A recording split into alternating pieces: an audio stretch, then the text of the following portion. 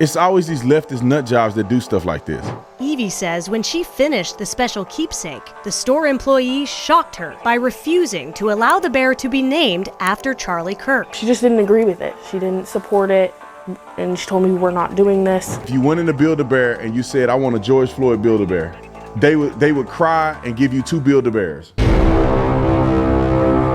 Hey, y'all, hold on real quick. I got to tell you this. I bet you $1 million y'all didn't know this. Only 3 mobile providers on all of the cell phone towers in America. When you work with Patriot Mobile, you can pick one of the providers that work best for you. And that's the uniqueness of Patriot Mobile. Switch to the only Christian conservative provider today. All you got to do is go to patriotmobile.com/Tatum or call 972-PATRIOT and get a free month of service with promo code Tatum. Do you know how crazy it is? Because I put my life on it, Nick. I put my life on it. That if you went in to Build-A-Bear and you said, I want a George Floyd Build-A-Bear, they would cry and give you 2 Build-A-Bears because you're standing up for what's right. And if you're a white person, they'll salute you. White people, stand up for the black man. And then you go in there and listen to who name they wanted to put on the Build-A-Bear, and they denied it. Roll the clip. Supposed to be fun. Me and my friends decided we want to go to Build-A-Bear because we had to go up to Seattle anyways. But these teens told me Friday's trip to South Center Mall turned political. It definitely made us all very uncomfortable. 16-year-old Evie McCormick says all she wanted was to honor the man who inspired her for years on social media, Charlie Kirk. That turned my life around in more ways than I can express.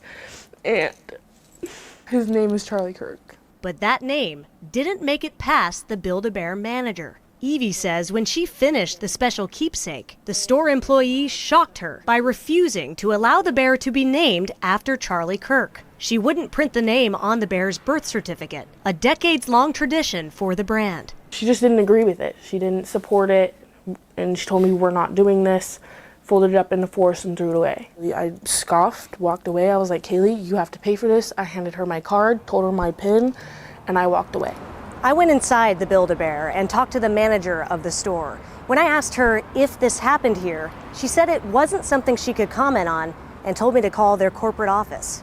On the phone, a customer service rep told me the case is being handled internally by the appropriate department. Meanwhile, I did call corporate and I was on the phone for a good 45 minutes. Evie's mom took matters into her own hands. They offered me a $20 gift card just because we had a poor customer experience. Days later, she says the company admitted that never should have happened and that they would retrain their workforce to keep politics out of the workplace. Did she apologize? She did. She said that their goal is to try to prevent this sort of situation from happening to anybody else. Inside the store in Tukwila, the Build-A-Bear Workshop protection policy asks customers to refrain from typing indecent or distasteful names for furry friends. Evie says she never wanted a political standoff inside a store meant for kids. It was simply a way to commemorate the life of someone she looked up to. It wasn't political until she made it that way. Eva and her family say they hope this can be a lesson in today's political climate to respect others' beliefs, even at a toy store. Madeline Carter, King 5 News. Have y'all noticed a trend? It's always one-sided. It's always these leftist nut jobs that do stuff like this. A conservative that Build-A-Bear, somebody want to put Kamala Harris on there, or somebody want to put somebody that they admire on there. You can't find a store where Republicans say, no, you can't do it. It's crazy to me that the lopsidedness, and I know that mall. So I got family members, in Seattle and stuff, and I know that mall. And that's Seattle for you. A bunch of brainwashed, not everybody, but there are a lot of brainwashed woke people that come out of these states. Disproportionately in Seattle and Oregon. Washington State and Oregon. They're just weirdos, man. Like, I travel all over the country. You can smell a weirdo in the air. I get to the airport and I can just smell soy and social justice in the air. You go downtown, you want to have a beautiful time in downtown Seattle, and you see homeless people and retarded Antifa on the sidewalk grabbing each other's booties all day. Just full of soy and cowardice. I can't stand going to these places, man. I don't know how people live there. It's the way they are. It's just the way they are. You can tell. You go to the mall, people are just different.